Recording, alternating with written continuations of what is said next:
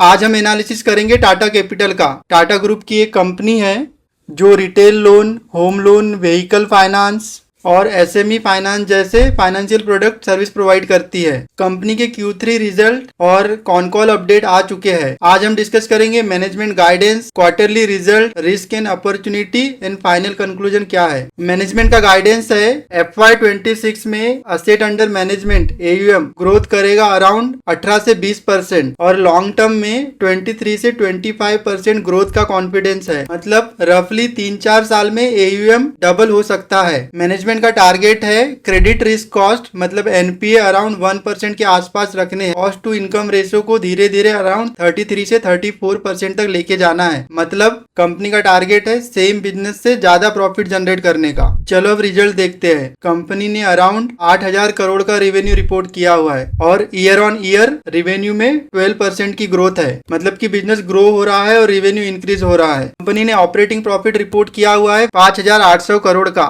और year on year 8 से 9% का ग्रोथ है और नेट प्रॉफिट में भी कंपनी ने 20% की ग्रोथ रिपोर्ट की है as compared to last year. इस क्वार्टर में कंपनी ने स्ट्रॉन्ग रिजल्ट दिए हैं क्योंकि इकोनॉमी और बिजनेस एक डायरेक्शन में मूव कर रहे हैं। पहले अनसिक्योर्ड रिटेल बिजनेस में थोड़ी प्रॉब्लम थी क्योंकि इंटरेस्ट रेट थोड़े हाई थे, बट अभी लास्ट 1 ईयर में इंटरेस्ट रेट धीरे धीरे कम हो गए हैं। तो जो पहले EMI डिफॉल्ट होते थे वो अब कम हो गए हैं। अनसिक्योर्ड रिटेल बिजनेस ने फिर से ग्रोथ दिख रही है। पहले इनका मोटर फाइनेंस बिजनेस लॉस में था बट अभी ब्रेक इवन पे है। ट्रांसपोर्ट डिमांड कम थी, ट्रक कम चल रहे थे और जो स्मॉल ऑपरेटर्स थे वो EMI टाइम पे नहीं चुका पा रहे थे, बट अब वो प्रॉब्लम खत्म हो चुकी है। कमर्शियल एक्टिविटी इंप्रूव हुई है, व्हीकल मूवमेंट बढ़ा है और जो स्ट्रेस था वो अब पीछे छूट चुका है। रेट रिडक्शन का टाटा कैपिटल को और एक फायदा हुआ है। अब कॉस्ट ऑफ कैपिटल अराउंड 7.2% पे आ चुका है।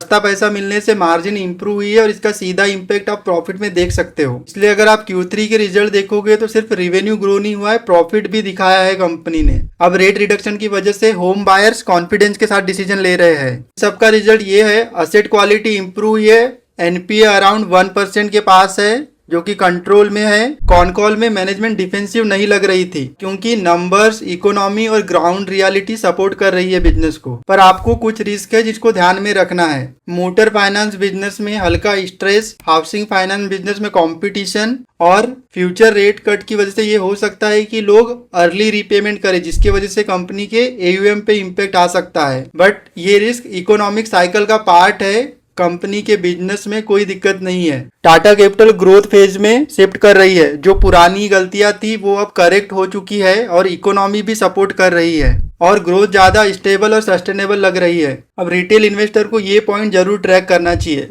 कि मैनेजमेंट ने जो गाइडेंस दिया हुआ है 18 से 20% का AUM ग्रोथ, क्या कंपनी वो नेक्स्ट क्वार्टर में अचीव कर पा रही है। कंपनी के NPA है वो 1% के अराउंड है या नहीं। अनसिक्योर्ड रिटेल और मोटर फाइनेंस बिजनेस में कंटिन्यूस इंप्रूवमेंट दिख रही है या नहीं। कॉस्ट टू इनकम रेशियो धीरे धीरे इंप्रूव हो रहे हैं या नहीं। कंक्लूजन, कंपनी में ग्रोथ है, प्रॉफिट इंप्रूव हो रहा है, इकोनॉमिक चेंजेस है वो भी बिजनेस को सपोर्ट कर रहे हैं। टाटा कैपिटल एक स्टडी और डिसिप्लिन NBFC लग रही है। ये वीडियो सिर्फ एजुकेशनल पर्पज के लिए है, कोई बाय या सेल रिकमेंडेशन नहीं है। आप अपना डिटेल एनालिसिस करो एंड उसके बाद ही कोई भी डिसीजन लेना।